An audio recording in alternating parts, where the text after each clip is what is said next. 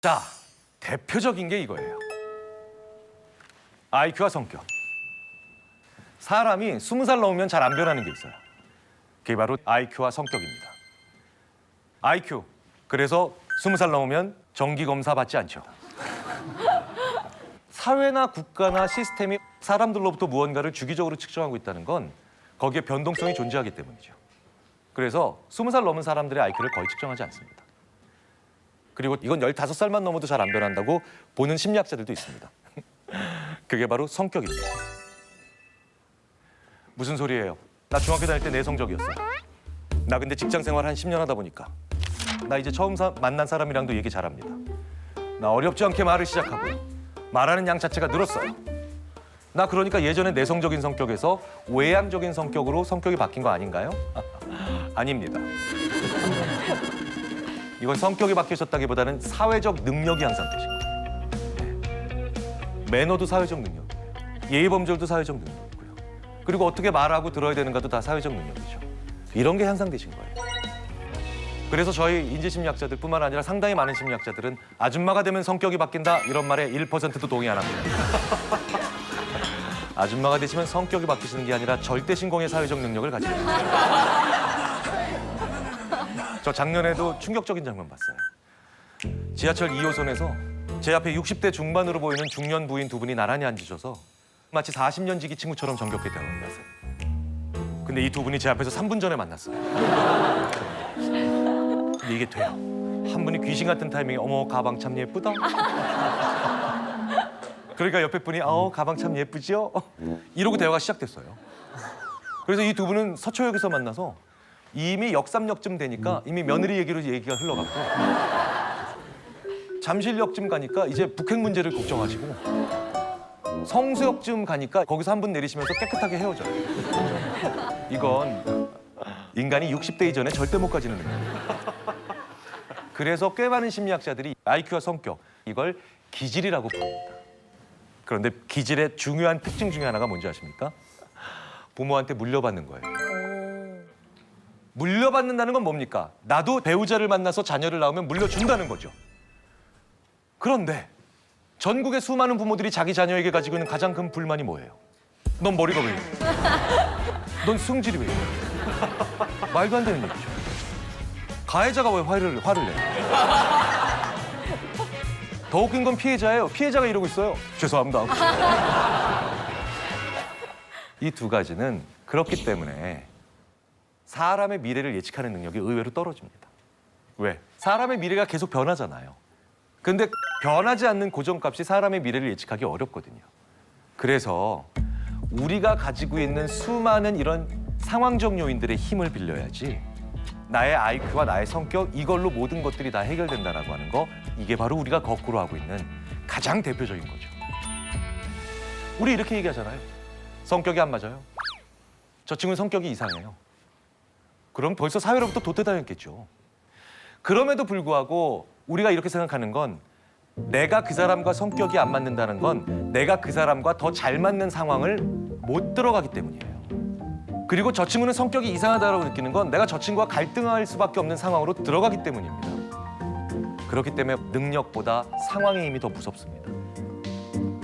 인지심리학자들은 특히 그 사람이 가지고 있는 수많은 성격적인 측면, 그다음에 기초사고적인 측면 이런 것들보다 실제로 같은 사람이라도 어떤 상황에 들어가느냐가 훨씬 더 중요하고 더 강한 힘을 발휘한다고 생각을 하죠. 자, 보십시오. 인간과 대부분의 동물들이 굉장히 여러 가지 면에서 많이 다르다고들 하는데 인간과 다른 동물들의 차이점 어떤 게 있을까요? 말을 할 수 있고. 말을 할 수 있다. 네. 네. 스스로 할 수 있는 것들 많고 옷을 입을 수도 있고. 옷을 입을 수도 있고요. 네. 네. 숟가락으로 밥을 먹을 수도 있고. 지금 말씀하신 것들 중에 상당수가 사실은 학자들, 뭐 심리학자들뿐만 아니라 인류학자들, 철학자들, 뭐 생물학자들이 심지어 동물을 연구하는 동물학자들조차도 몇십 년, 몇백 년씩 연구했던 주제들이죠. 과연 인간만 말을 할까? 과연 인간만 도구를 사용할까? 그래서 어떤 것들은 또 뒤집어진 것도 있고 기각된 것들도 있고 또 여전히 또 유효한 것들도 있죠. 에반 씨는 어떻게 생각하세요? 다른 동물에 비해서 인간만 가지고 있는 특징. 자기 의지를 자기가 원하는 시점에 행할 수 있는 것. 오히려 반대로 할 수 있는 게 인간이 아닐까요? 자기가 생각한 거와 반대로 좀 할 수 있는. 반대로도 또 할 수도 네. 있는 거. 예, 예. 저는 인간이 가질 수 있는 건 가치관인 것 같아요. 가치관. 가치관과 네, 네. 사상. 사상. 네, 네. 그러니까 아무래도 사회적인 일원으로서 각자의 임무를 맡고 성실하게 해낼 수 있는. 확실히 대학생이라서 이번 학기에 무슨 수업을 듣고 있는지가 딱 드러나는. 정말 여러 가지 인간과 다른 동물들의 차이점이 있죠. 지금 말씀해 주신 것들이 다 일부 맞고 또 일부 틀릴 수도 있는 여전히 학문적으로 논쟁이 되는 사실들 중에 하나입니다. 자, 근데 재밌는 건 인간은요. 직립보행을 시작하면서 의외로요. 뇌가 옥탑방으로 올라가요. 다른 네 발로 걷는 동물들은 심장과 뇌가 같은 층이잖아요. 근데 인간은 뇌가 올라가면서 심장으로부터 뇌에 혈액이 공급되는 루트가 고비용 저효율 내연기관처럼 됩니다. 그래서 인간은 생각을 할수록 에너지를 많이 소모해요. 근데 재밌는 건 호모사피엔스 우리 인간의 역사 동안 인간이 무슨 이유로 많이 죽었냐는 거예요. 전쟁과 질병보다도 많이 죽은 게 아사라고 하죠. 굶어 죽은 거. 그러니까 에너지 부족으로 제일 많이 죽어요. 보통 그래서 진화적 연구물들을 이렇게 보면 그렇게 추정을 합니다. 이건 실험적으로 증명이 될 수는 없죠. 첫 번째 팩트 뭡니까? 생각할수록 에너지는 많이 소모된다. 두 번째 팩트 뭡니까? 에너지 부족으로 제일 많이 사망했다. 무슨 얘기입니까? 인간은 생각을 안 해요. 그래야 오히려 더 생존력이 높을 수도 있다는 거죠. 그래서 우리 인간의 뇌는 여전히 원시 수렵 상태에 있는 뇌라는 표현을 많이 합니다. 여전히 땅에 떨어진 거 주워 먹는 거 좋아하는 뇌고 속된 별로 멍 때리는 거 좋아하는 뇌예요. 그래서 인간은요. 욕구가 있을 때만 생각을 한다는 표현을 많이 해요. 욕구가 없으면 생각을 잘 안 합니다. 자, 그러니 아이들이 멍 때리고 있을 때 어떻게 얘기하셔야 돼요? 너 오래 살겠구나.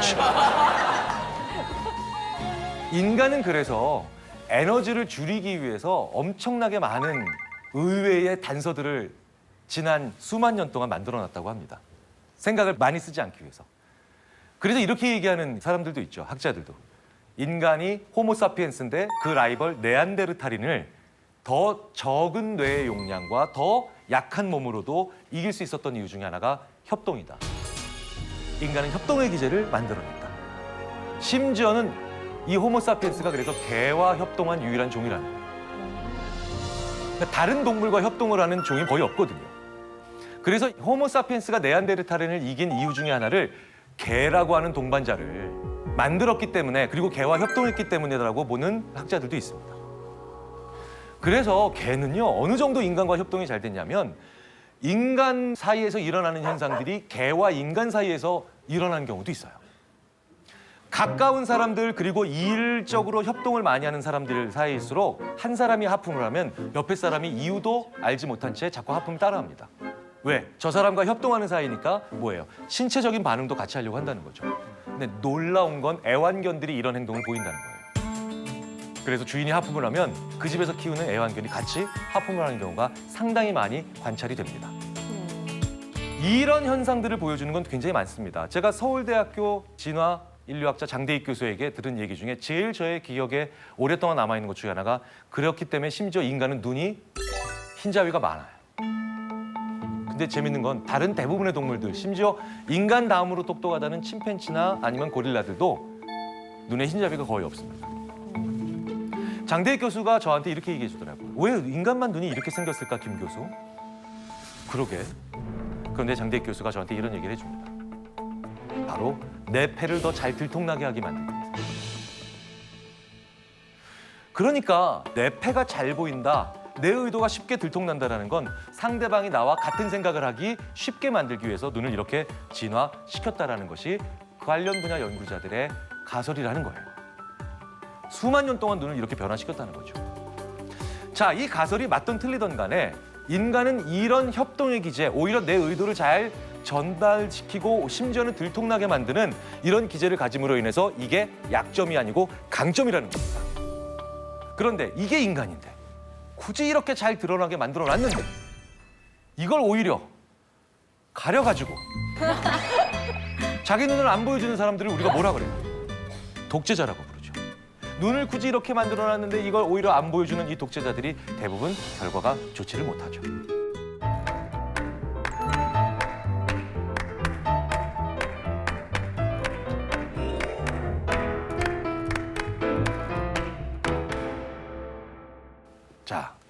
이렇게 우리는 이렇게 자연스럽게 돼 있는 것들을 거꾸로 하는 경우도 많다는 겁니다.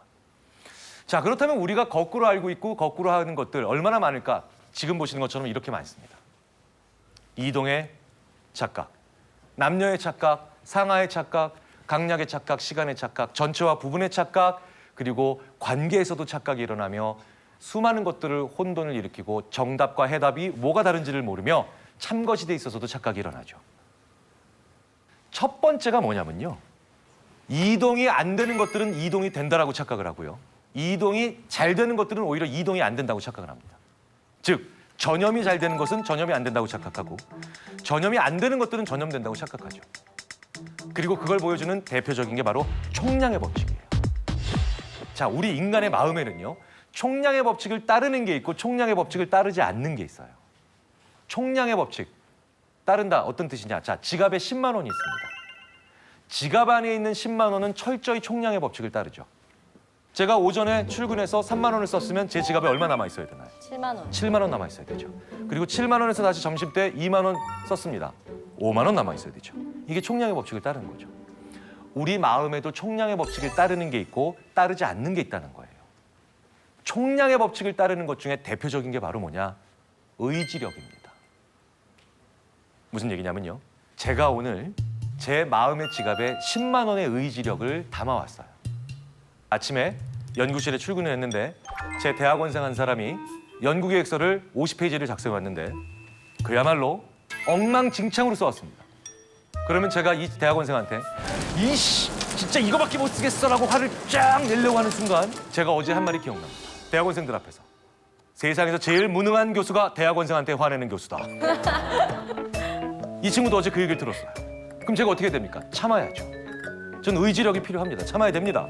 그래서 제가 헉 이러면서 괜찮아, 다 틀리면서 성장하는 거야 라고는 영혼이 조금 더 담겨져 있지 않은 그런 한마디를 하고 이 친구를 돌려보내고 제가 3만 원의 의지력을 씁니다. 그럼 저는 마음의 의지력이 얼마 남았을까요? 7만 원 남았습니다. 7만 원 남았는데 다른 과 교수 한 분이 저한테 오더니 저랑 비슷한 동년배 교수인데 저한테 이렇게 얘기합니다. 어우 교수님 지난번에 프로젝트 신청하셨다는데 똑 떨어지셨다면서요. 제가 아 하고 화가 나는데 동료 교수와 그렇게 언쟁을 벌이면 안 되죠. 제가 참았어요. 이미 저는 4만 원을 쓴 거예요. 자, 이제 저는 3만 원이 남았죠. 이제 오후 3시쯤 전화가 옵니다. 저희 첫째 딸 시원이에요. 아빠, 이번에도 25점이에요. 그래서 제가 더 이상 참을 수 없어. 하고 올라오는데 아시죠? 내일 제 생일인 거. 자, 이러면 저는 마음의 지갑에 있는 의지력이 다 날아간 거죠. 그러면 저는 이미 3일 전부터 금연하고 있었던 담배가 제 손에 물려 있습니다. 왜? 이제 더 이상 금연할 만한 의지력이 남아있지 않기 때문에. 그래서 심리학자들은 나쁜 습관은 의지력이 바닥난 상태. 이때 나온다는 거죠. 그래서 습관이 무서운 거예요. 어떤 습관 나쁜 거 가지고 계세요? 야식하는 습관. 잠깐만요. 아 진짜 안 좋은 그런 몸매를 습관. 가지고 계시면서 야식하는 습관 때문에 나쁜 습관이라고 이게 얘기하시면 그러니까 이 나쁜 습관을 개선을 하려고 네. 제 나름대로 세운 거는 총량이 정해져 있잖아요. 네, 내가 네, 몸에 네. 받는 양이. 그렇기 때문에 야식은 꼭 먹고 싶고 이러다 보니까 야식을 먹기 위해서 저녁을 억지로 막 굶어요. 끼니를. 그게 나쁜 습관인 것 같아요. 몸에 안 좋은 습관. 몸에 안 좋은 네. 습관. 네. 또 먹는 거는 허기가 지면 잠을 못 자서 항상 자기 전에 무언가를 먹거나 아니면 잠깐 깼을 때 뭘 먹어야 돼서 옆에다가 먹을 것들을 놔둬요. 빵이라든가 이런 것들을 항상 이렇게 손에서 바로 이렇게 제가 집어서 먹을 수 있게. 보통 그 정도면 병실 아니에요? 입원실에 이렇게. 같은 습관을 가지고 있는데 어떻게 이렇게 다르죠, 몸매가? 자, 그 외에도 나쁜 습관 참 많죠. 이것도 물어뜯으시는 분들. 손톱 물어뜯으시는 손톱. 분들. 그렇죠? 그리고 심지어 독일의 유명 축구 감독은 경기장에서 긴장만 하면 코를 후벼가지고 그래서 맨날 픽 던지고 말고 죄송합니다만. 예. 자, 근데 이 모든 습관들이 언제 나오겠어요? 내가 지쳐있을 때 나오는 거예요. 사람이 지쳐있을 때는 자기가 자동화된 행동을 어디서 중간에 끊을 수 있는 힘이 안 나옵니다. 그래서 좋은 습관을 기르셔야 돼요. 왜냐? 대표적으로 나쁜 습관이 뭔가요? 욕하는 거죠. 18 뭐 이런 거 입에 달고 다니시는 분들 계시잖아요. 그분들한테 너 그렇게 욕하지 마. 너 그렇게 나쁜 말 쓰면 안 돼. 너 나중에 정말 중요할 때 굉장히 곤란한 일 겪을 거야. 그럼 그 사람들이 이럽니다. 야, 무슨 소리야? 나 그런 거 그때는 안 해. 내가 분위기 파악 못하는 사람이 아니란 말이야. 점잖은 순간, 예의를 차려야 되는 순간, 중요한 순간이 뭡니까? 그 전에 내가 에너지를 많이 쓴다는 얘기죠. 그래서 오히려 거기에서 최악까지는 아니라도 내가 하지 않아야 된다는 생각을 하는 것들을 제어를 못한다는 거예요. 제가 대학교 면접을 보면요. 정말 많은 학생들이, 무시할 수 없는 수의 학생들이 수시 면접 얼마나 중요한 순간입니까? 수시 면접이 끝나고 나가면서 학생들이 불을 끄고 나가요. 불을 끄고 나가요. 그래서 교수 세 분을 암흑 속에 빠뜨리고 나가죠. 사실 이런 경우 많으시죠? 제가 아는 어떤 사람은 욕을 잘하는 친구였거든요. 아이고. 상견례 하는 날 굉장히 어려운 자리죠. 특히나 이 친구는 결혼을 자기 쪽에서는 좀 원했지만 신부가 될 사람 쪽 부모님이 별로 이렇게 달가워하지 않으시는 걸 그 친구도 알고 있었죠. 그래서 정말 초긴장 상태에서 들어갔죠. 그런데 열심히 한 10분 동안은 자제를 잘하고 있었는데 어느 순간 서빙을 보시는 분이 뜨거운 물을 실수로 허벅지에 쏟았어요. 아이고. 그래서 아 뜨거! 하는 순간이 오면서 이 친구가 이랬어요. 그 결혼을 결국은 성사가 되지 않았던 결혼으로 만들었죠. 그 친구는 그래서 그 상견례가 엉망이 되고 난 다음에 그날 저녁 술을 마시면서 200번의 그 18이란 얘기를 자, 그러니까 뭐예요?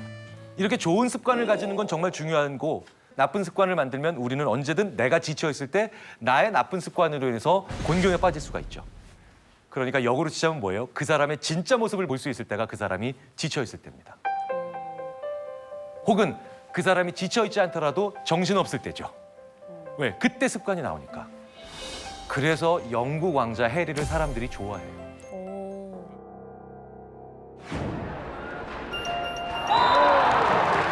영국 왕자 해리입니다. 지금 팝콘을 먹고 있죠?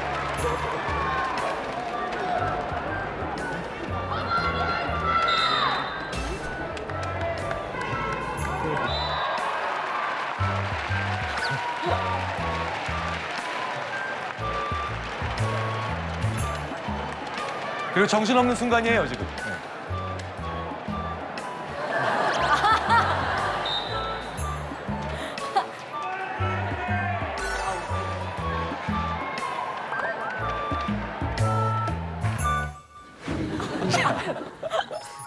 저런 사람 안 좋아할 수 없잖아요.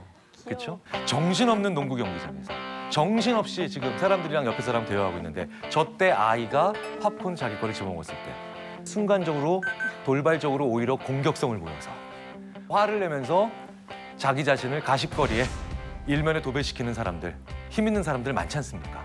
근데 이 사람은 뭡니까? 습관이 몸에 밴 거죠. 그리고 이 습관을 우리는 다양한 장면에서 볼 수 있어요. 이 해리 왕자가 여기에서만 사랑을 받는 게 아닙니다. 수많은 공식 행사에 참여하면서 얼마나 힘들고 지쳐있는 상태겠습니까? 피곤한 상태죠. 그런데 보십시오. 사람의 시선에 눈높이를 맞출 줄 알잖아요. 자기를 낮춰서 저 사람과 같은 눈으로 대화를 하고요. 그리고 다친 사람과는 또 그 사람과 같은 자세를 취해주는 겁니다. 이건 의도할 수 있는 행동이 아닙니다. 이건 습관이에요. 특히 언제 나옵니까? 내가 지쳐있을 때, 내가 피곤할 때, 내가 정신이 없을 때. 자, 그러면 총량의 법칙을 따르는 게 의지잖아요. 안 따르는 게 또 있어요. 그러니까 써도 마르지 않는 샘인 것 같은 게 있습니다. 그게 바로 뭐냐? 기분이에요. 기분은요, 정말 쉽게 전염이 됩니다. 재밌는 연구 한번 말씀드려 볼게요. 그리고 이런 연구는 로맨틱한 나라에서만 가능한 실험이에요. 대표적인 나라가 프랑스죠. 그 라이벌 이탈리아. 이 두 나라에서만 가능한 실험인데요. 프랑스 심리학자들이 최근에 이런 재밌는 연구들을 했었습니다. 5월의 햇빛이 따뜻한 광장에 평균적인 외모, 그러니까 최정원 씨나 에반 씨나 김상중 씨 같은 외모가 아니라 저 같은 평범한 외모의 남자를 광장에 투입합니다. 그럼 그 광장에 여러 명의 그런 젊은 여성들이 지나다니겠죠. 자, 이 남성이 가서 이 여성들에게 호감을 약간씩 표시하면서 전화번호를 물어보는 거예요. 대략 35%가 전화번호를 알려줘요. 그런데 그 똑같은 외모를 가진 남성이요. 날씨가 흐린 날, 정말 별로 안 좋은 날, 광장에 다니는 여성들에게 전화번호를 물어보면 15%도 알려주지 않습니다. 그러니까 2배 이상의 차이가 날씨에 의해서 나는 거죠. 자, 왜겠습니까? 기분은 총량의 법칙을 따르지 않으니까 전염되죠. 이쪽에 있는 것이 사용이 됐어도 여전히 다음 단계를 위해서 사용될 것들이 남아있다는 겁니다. 날씨가 좋으니까 기분이 좋아요. 그러니까 이 사람이 물어봐도 그 기분이 전염돼서 이 사람에 대해서 더 호의적으로 바뀔 수 있는 겁니다. 그런데 날씨가 나쁜 날엔 기분이 별로 좋지 않죠. 이 남자가 나한테 와요. 기분이 안 좋아요. 그러니 전화번호를 가르쳐줄 확률이 극단적으로 감소된다는 겁니다. 자, 여기까지는 꽤 많은 분들이 알고 있는 사실입니다. 심리학자들뿐만 아니라 심리학 논문을 많이 읽는 분들조차도. 그런데 지금부터가 재밌죠.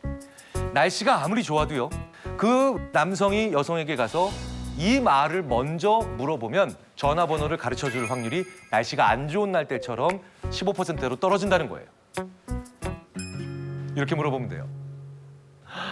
오늘 날씨 참 좋죠? 이러면 이 여성이 뭐라고 대답하겠습니까? 네, 날씨 좋지요. 그리고 전화번호를 물어보면 그건 그거고. 경계선이 생긴다는 거예요. 그 사람의 상태를 물어봐 줌으로 인해서. 자, 그러니 우리 회사에서 이런 일 많이 일어나죠. 만약에 부장님 한 분이 오늘 아침에 자기 아이가 빵점 받았어요. 그러면 막 열 제대로 받은 상태에서 딱 회사에 출근하면 총량의 법칙을 안 따르니까 어떻게 됩니까? 첫 번째 결제 받으러 간 친구는 그날 죽는 거예요. 어떤 친구가 가든. 그러니까 오히려 부장님이 기분 좋은 상태에 들어오면 결제 서류가 아무리 이상해도 야, 괜찮아. 다 시행착오 거치면서 하는 거지 이런다는 겁니다. 자, 이런 장면은 많이 볼 수 있죠.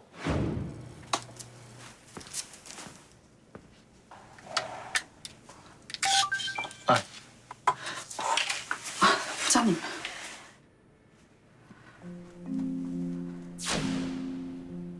안영희 씨, 부장님 회의 들어갈 준비. 부장님, 회의? 얘가 무슨 회의 준비를 해? 아, 예. 노르웨이 건을 안영희 씨가 맡게 됐습니다. 짧게 브리핑해 드리려고요.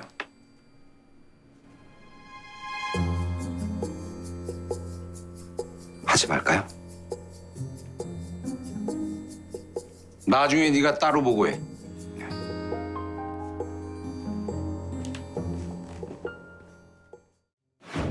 우리가 저 장면 흔히 목격하잖아요. 근데 여기서 저 순간에 바로 이 심리학 연구 결과, 오늘 날씨 좋지요. 이걸 생각했다면 했어야 되는 말이 하나 있죠. 부장님, 오늘 뭐 안 좋은 일 있으세요? 이 마부장님은 들어오기 전에 안 좋은 일이 있는 거고 기분이 나쁜 상태에서 들어온 거지 않습니까? 근데 이때 용기를 내서 물어봐야 돼요. 부장님, 오늘 뭐 안 좋은 일 있으세요? 그러면 그 부장님은 두 가지 중에 하나를 하겠죠. 참을 얘기할 수도 있고 거짓을 얘기할 수도 있습니다. 참은 뭐예요? 나 오기 전에 전무님한테 되게 혼났잖아. 거짓은 뭡니까? 아무 일 없었어. 하지만 참을 얘기하든 거짓을 얘기하든 이 부장님은 그건 그거고 라고 하는 심리적 경계선을 만들어낼 수 있어요. 그래서 나에게 엉뚱한 전염이 될 수 있는, 엉뚱하게 화살이 올 수 있는 이런 일들의 경우를 조금이라도 줄일 수가 있다는 거죠.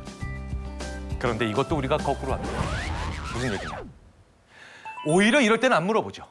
그리고 이럴 때 물어봐요. 부장님 뭐 좋은 일 있으세요? 그러면 그 부장님은 우리 애가 100점 맞았잖아. 저희 결제 서류 좀. 그건 그거고. 그러니까 총량의 법칙을 안 따르는 기분을 얘기하실 때는 상대방의 기분이 나빠서 나한테 전염이 된다? 그럼 물어보셔야 돼요. 왜 당신은 그 상태에 있느냐? 그리고 혹시 당신은 그 상태가 아니냐? 이렇게 용기 내서 물어보셔야 되고요. 그 사람이 기분 좋을 땐 놔두세요. 물어보지 마세요. 그 사람이 좀 더 그 사실을 즐길 수 있도록. 그런데 우리는 이걸 거꾸로 한다는 거죠. 자, 그렇게 보면 우리는 나의 의지는 과대평가하고 이런 여러 가지 분위기, 감정을 만들어내는 게 분위기잖아요. 이런 것들의 역할은 과소평가하는 그런 경향이 있습니다. 자, 내 의지를 조금만 과소평가하십시오. 너무 믿지 마시라는 거예요. 그리고 분위기의 힘을 너무 무시하지 말라는 겁니다. 이걸 조금만 내리시고 올리시면 우리는 훨씬 더 남들과 더 잘 소통할 수 있고 그리고 그 사람들과 더 잘 지낼 수 있으며 나를 덜 힘들게 만들 수도 있죠. 사이코패스 때문에 더 힘드실 것 같아요. 앞으로 남은 생이. 네. 소시오패스 때문에 더 힘드실 것 같아요. 소시오패스가 소시오패스. 요즘 뭐 많이 네, 나오니까. 네. 우리나라에서 사이코패스 제일 많이 보신 분이 우리나라에서 사이코패스 제일 많이 보신 분이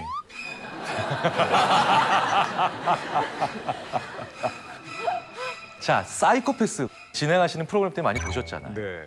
소시오패스 많이 보시고. 네. 사이코패스가 더 무서우세요? 소시오패스가 더 무서우세요? 저는 소시오패스가 더 무섭습니다. 그렇죠. 네. 소시오패스가. 사실은 사이코패스는 더 무서워 보이긴 하지만 확률적으로 더 낮은 얘기죠. 근데 네. 소시오패스는 인구 100명당 4명 이상 나옵니다. 네. 더 높게 추정하는 사람도 있고요. 그렇기 때문에 지금까지 살아오시면서 소시오패스들은요 반드시 만나보신 거예요. 그러면 대부분 이러세요. 나 소시오패스 만난 적 없는데? 나 그런 경우 별로 없었어. 자, 그러면요. 제가 이렇게 소시오패스의 가장 중요한 정의 중에 하나를 말씀을 드리면 이제 나는 지금까지 살아오면서 소시오패스를 한 번도 만난 적이 없고 앞으로도 소시오패스를 만날 일이 없다라고 자신 있게 말씀하실 수 있는 분들 거의 안 계실 거예요. 제가 방금 전에 뭐라고 말씀드렸죠? 정말 가깝고 좋은 사람들이 되기 위해서 우리는 특별한 용건이나 목적이 없어도 대화를 해야 됩니다. 라고 말씀을 드렸죠. 소시오패스가 제일 싫어하는 사람들이 용건 없는데도 말 거는 것들이에요. 왜? 나는 용건이 있어야만 대화를 하거든요. 소시오패스의 가장 중요한 특징 중에 하나가 바로 뭐냐면요. 내가 필요할 때만 나한테 잘해주는 사람이에요. 너무 많은데 그런 주변에. 그리고 내가 필요 없어지면 나한테 다시 굉장히 차갑게 돌변하는 사람이죠. 그러면 갑자기 내 주위에 수많은 사람들이 소시오패스로 돌변을 합니다. 물론 여기에는 또 다른 중요한 특징들이 있죠. 사람을 이용한다는 거. 그러니까 사람을 도구로 생각한다는 거. 그 외에 여러 가지 또 중요한 몇 가지가 더 있는데 하지만 어쨌든 소시오패스의 가장 중요한 특징 중에 하나는 내가 필요할 때만 나한테 잘하고 내가 필요 없어지면 나를 버리는 사람입니다. 그러니까 굉장히 많은 소시오패스들 우리는 경험했고 실제로 굉장히 가까운 사람으로도 둬본 적이 있다는 거죠. 그리고 앞으로도 우리는 소시오패스들을 결국 만날 수밖에 없습니다. 자, 그러면 이 소시오패스는 어떻게 하면 될까요? 안 만나는 게 상책이에요. 근데 소시오패스들은 대부분의 연구들을 보면 머리가 좋아요. 그래서 자기의 소시오패스적 성격을 잘 드러내지 않습니다. 그래서 저희 심리학자들 중에 상당수가 어떻게 하면 소시오패스들도 숨길 수 없는 그 사람의 본능적 특징들을 우리가 순간적으로 잡아낼 수 있을까? 그런 걸 연구하기 시작했죠. 무슨 얘기냐?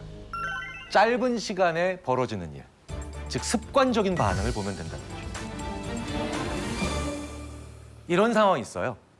여러 명의 형제 자매가 있는 그런 부모님이 계신데 그중에 셋째 딸이 부모님 계신 그 집을 오랜만에 방문을 했는데 심근경색으로 아버님이 쓰러져 계신 거예요. 그러니까 이 셋째 딸은 너무나 놀랐겠죠. 119 구급대를 불러서 병원으로 당연히 급히 옮겼을 테고 그리고 병원에서는 당연히 응급수술에 들어갔겠죠. 그리고 이 응급실에 들어가시고 난 다음에 경황이 너무나도 없었던 하지만 이제 막 정신을 차린 이 셋째 딸은 자기 첫째 언니에게 전화를 합니다. 이런 일이 있었고 아버님이 쓰러져 계셨고 그래서 내가 급히 아빠를 응급차에 모시고 지금 병원에 와서 이제 막 응급실에 들어갔다. 자, 여기까지 얘기를 해줬습니다. 첫째 언니한테. 자, 그러면 이 첫째 언니는 그 말을 듣자마자 어떻게 대답을 했어야 되나요? 거기가 어디야? 지금 갈게. 어디가 괜찮아? 아빠 괜찮니? 괜찮니? 그렇죠? 두 분의 대답이 합쳐진 게 당연히 상식적인 대답이죠. 거기 어디니? 아빠 괜찮니? 그런데 소시오패스들은 이렇게 대답한다는 거예요. 너 왜 응급실에 전화하기 전에 나한테 전화 안 했어? 헐. 뭐예요? 아빠의 목숨보다 중요한 게 뭡니까? 내가 더 중요한 겁니다. 그래서 반사적으로 이렇게 나오는 거예요. 너 왜 나한테 먼저 전화하지 않고 응급실에 전화했어? 자, 우리가 이런 사회적 현상을 많이 봐요. 무슨 얘기냐? 그 사람이 어떻게 됐는지를 걱정하는 게 아니라 그걸로 인해서 어떤 다른 경제적 손실이 있었는지 어떤 정치적인 손실이 있을지 손익이 있을지를 따지는 사람들 있죠. 심지어 우리는 국가적으로 다들 아파하는데도 그 손익을 따질 수 있는 사람들을 봅니다. 그런 사람들을 멀리 하셔야 돼요. 그런 사람들이 소시오패스적 성향이 강합니다. 심지어 사람의 목숨을 가지고도 돈으로 환산하는 사람들, 가장 경계하셔야 될 소시오패스고요. 그리고 이 사람들은 결국 언젠가 내가 용도가 다했을 때, 그리고 내가 더 이상 필요로 하지 않을 정도로 힘이 약해졌을 때 나에게 이런 행동을 보일 사람들입니다. 멀리 하셔야 된다는 거죠. 그러니까 이런 소시오패스적 사람들은 절대로 뽑으면 안 되는데 이걸 굳이 오히려 나서서 뽑으려고 하는 분들이 계세요. 바로 그게 압박 면접하시는 회사예요. 온갖 수치스럽거나 당황스러운 질문들을 합니다. 그리고 이 질문에 상대방이 당황해하면 얘는 일을 못할 거예요라고 하는 어이없는 생각을 하시죠. 이런 당황스러운 질문에 오히려 당황하지 않고 자기 자신을 잘 속이고 무언가를 도구적으로 사용하며 정서적으로 반응하지 않는 내가 이 면접을 통과해야 되겠다라는 생각만으로 감정이 메마른 무서운 사람들은 내가 내 회사에 스스로 불러들이는 그런 일들을 하실 수도 있는 겁니다. 재밌는 건 이런 수많은 거꾸로 하는 것들, 착각하고 있는 것들은 정말 다른 데도 많습니다. 바로 통제의 착각, 컨트롤의 착각입니다. 제가 전형적인 40대 남성이죠. 40대 남성인데 이게 길을 가고 있어요. 프랑스 파리에서 길을 걷고 있는 전형적인 프랑스 남자인데요. 그런데 저한테 한 20대 초반 정도로 보이는 어떤 아가씨가 약간은 다급한 얼굴로 저한테 와서 아저씨 저 좀 도와주세요. 저쪽에 좀 불량스러워 보이는 세 사람이 내 휴대전화를 잠깐 보자고 했는데 장난치면서 안 돌려줍니다. 가서 젊은 친구들한테 좀 그러지 말라고 얘기 좀 해주세요. 이게 아주 위험한 상황은 아닌 것 같지만 저 친구들이 좀 쉬운 말로 이런 거죠. 껄렁껄렁대는 친구라서 그를 지나가는 자기 또래의 여자인 나에게 좀 지금 이 상황에서 약간 무례한 행동을 합니다. 요 정도의 톤이에요. 이런 식으로 얘기해주면서 도와달라고 합니다. 자, 김상준 씨께서는 도와주시겠습니까? 도와줘야지. 그렇죠. 근데 그 상황이 한국이죠? 프랑스라는 게 중요합니다. 프랑스. 네. 아, 좀 생각을 해봐야겠네.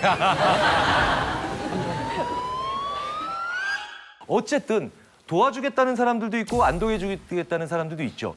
자, 이런 차이가 그런데 의외로 그 사람의 성품에 의해서만, 가치관에 의해서만 결정나는 게 아니라는 거예요. 중년 남성이 아까 자기를 좀 도와달라고 하는 그 여성을 만나기 직전에 또 다른 여성에게 이런 질문을 길거리에서 받습니다. 저 아저씨, 발렌타인가로 가려면 어떻게 가야 되나요? 아, 발렌타인가요? 자, 이쪽으로 가시면 됩니다. 자, 그런데 또 다른 어떤 아저씨들은요, 그 도움을 달라고 하는 그 여성을 만나기 전에 이렇게 길을 물어봅니다. 저 아저씨, 그 마틴가로 가려면 어떻게 가야 되나요? 아, 마틴가요? 저렇게 가면 됩니다. 결과부터 먼저 말씀드릴게요. 발렌타인가로 가려면 어떻게 해야 되나요? 라는 질문을 받은 사람들이 더 많이 도와줍니다. 이후에 만난 약간 곤경에 처한 여성을. 그리고 마틴가가 어디예요? 라는 질문을 받아서 설명해준 아저씨들은 도와주는 확률이 상당히 줄어들더라는 거예요. 도대체 발렌타인가와 마틴가가 도대체 무슨 차이냐? 자, 구글 이미지 검색을 해보면 그대로 알 수가 있습니다.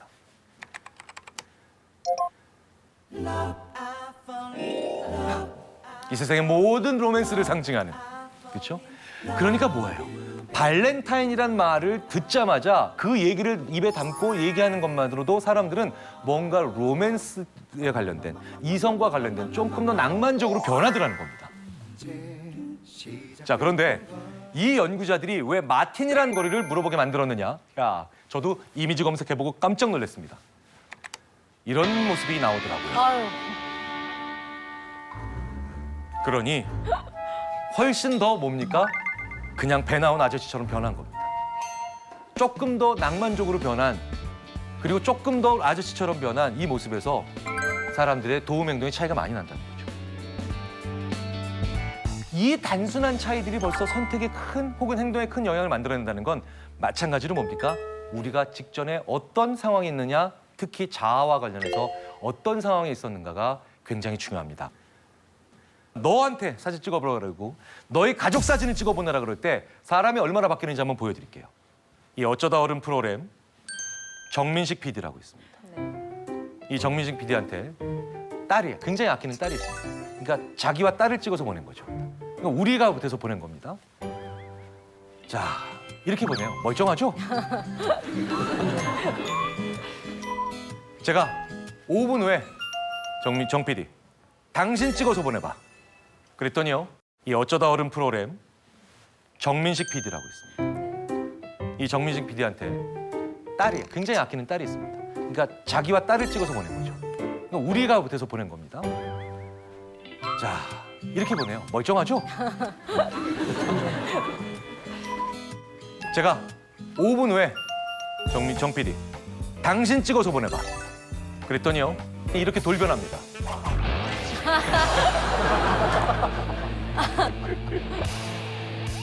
제가 좋아하는 것들을 막 두르고 있어요. 무언가 좀 더 위험해 보여도 더 뭡니까? 개성 있고 나한테 좋아하는 것들을 표현하고 싶어 하죠. 그래서 심리학자들은 나는 좋아하는 걸 가지고 싶은 자하고 우리는 나쁜 걸 막아내고 싶어 하는 자라고 얘기를 하는 겁니다. 다다익선 뭡니까? 많으면 좋은 거죠. 과유불급은요? 많으면 오히려 안 좋은 거죠. 뭐가 더 맞을까요? 저희 심리학자들이 드디어 밝혀냈어요. 그때그때 달라요. 그런데 앞에 그때와 뒤에 그때를 나누는 기준을 모르잖아요. 제임스 서로위키라고 하는 사람은 이런 말 들어보셨죠? 대중의 지혜, 집단지성. 이게 다다익선이라는 거죠. 제 몸무게가 몇 킬로일까요? 83? 뭘 더 하세요? 83? 네. 78? 78. 확실히 굉장히 그 배려심이 많으신 분들입니다. 85. 솔직한 대답이고요. 배려심이라고는 없고요. 94? 94? 94. 네. 저의 정확한 체중은 저만 알고 있지 않습니까? 자, 이 네 분 중에 어떤 분도 제 체중을 맞히지 못했어요. 그런데 점점 제가 더 많은 분들에게 여쭤보죠. 그걸 다 받아서 엑셀에 딱 정리해서 평균을 딱 내면 신기하게도 제 체중이 나옵니다. 네. 이게 바로 대중의 지혜예요. 왜 이런 일은 할까요? 자, 보십시오. 모든 사람의 하나의 답은 정확할 수는 없습니다. 개별의 답은. 그런데 재밌게도 모든 사람의 답이 평균화될 때 뭐가 나옵니까? 제 몸무게라는 정답이 나오죠. 그래서 정확하고 올바른 대답은 여러 사람의 힘을 빌려야 됩니다.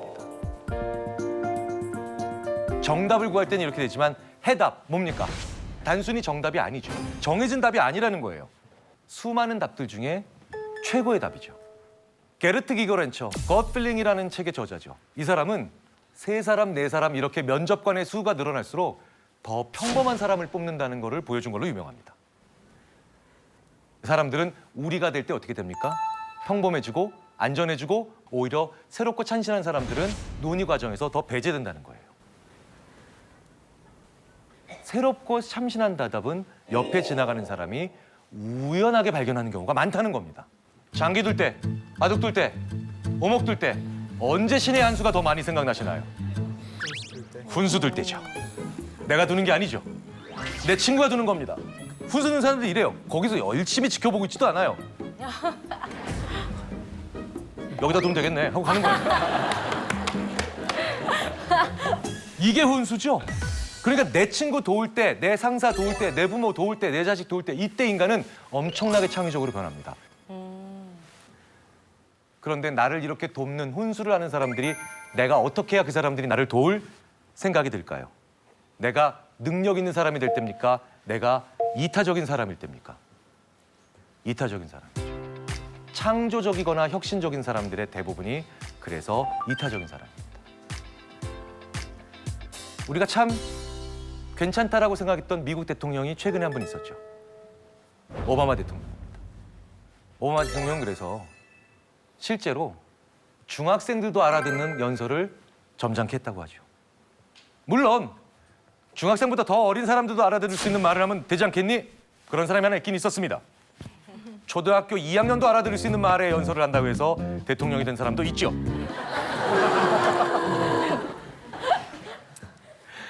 그런데 내 주위에 나와 그래도 수준이 비슷한 사람들한테만 알아들을 수 있는 말, 즉 대학생들만 알아들을 수 있는 그런 고급스러운 말을 했고 매번 과학과 수많은 철학적인 얘기를 했던 이 사람은 대통령이 되지 못했습니다.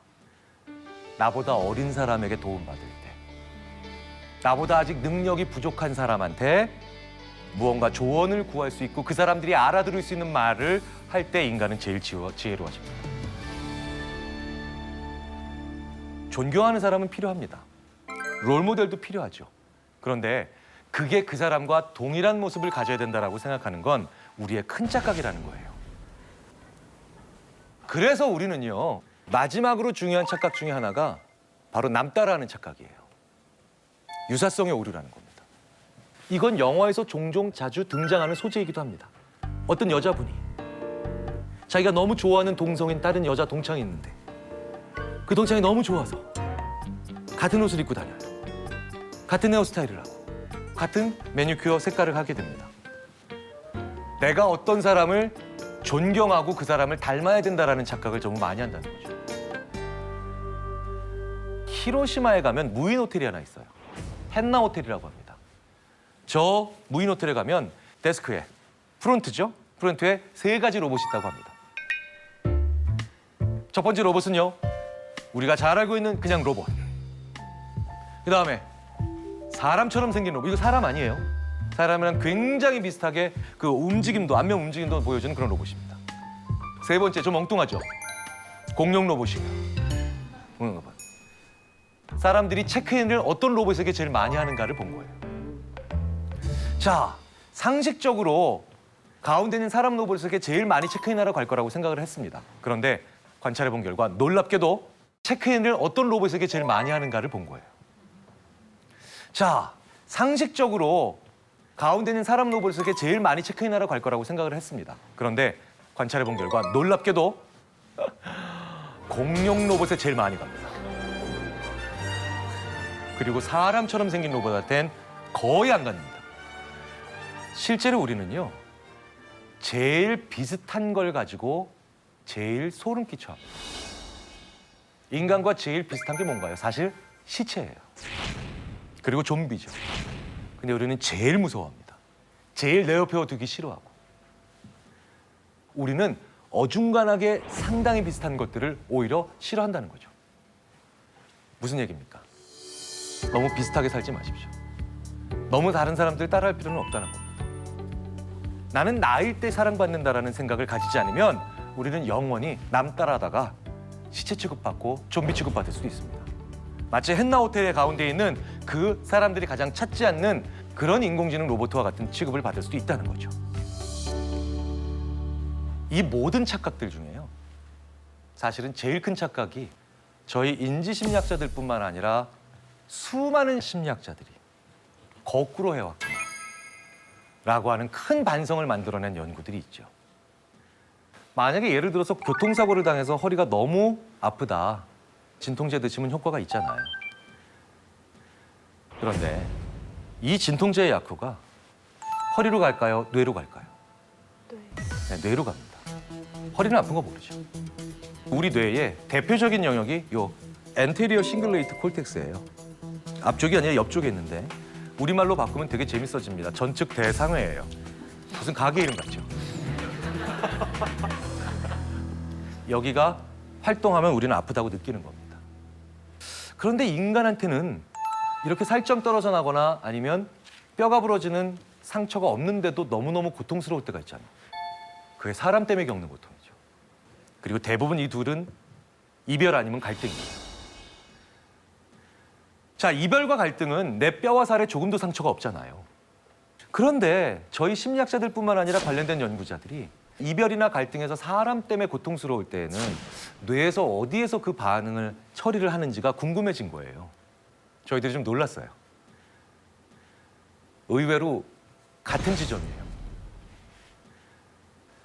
그러니까 우리 뇌는 교통사고 당해서 허리가 너무 아픈 것과 사람과 이별이나 갈등에서 사람 때문에 고통스러운 거를 거의 구분을 안 하더라고요. 그런데 이렇게 사람 때문에 고통스러울 때 그런 진통제를 드시면 효과가 있느냐? 효과가 나와요. 제가 설마하니 이 자리에 계신 이 귀한 분들께 에버린 팔려고 이러는 거 아니에요. 그래서요, 내 주위에 누군가가 사람 때문에 고통스러워하고 있다면 그 사람 교통사고 당한 사람이에요. 피 흘리고 있는 사람이에요. 그러니까 그 사람한테 어떻게 해주셔야 돼요? 교통사고 당한 사람처럼 따뜻하게 배려해 주셔야 돼요. 잊지 마십시오. 그런데 이게 우리 인간이 거꾸로 하고 있는, 이때 오히려 더 나를 다그치는 가장 거꾸로 하고 있는 최악의 것들이라는 거를 저희들이 최근에 발견하고 이제 이 말씀도 드리고 있습니다. 이 자리에 계신 한 분 한 분도 사람이에요. 그러니까 내가 사람 때문에 고통받고 있다는 건 내가 피 흘리고 있다는 얘기예요. 내가 뼈가 부러져 있다는 얘기입니다. 왜 이때 나한테 모질게 하세요? 내가 사람 때문에 고통스러울 때 이때 나한테 정말 따뜻하게 하셔야 내가 낫습니다.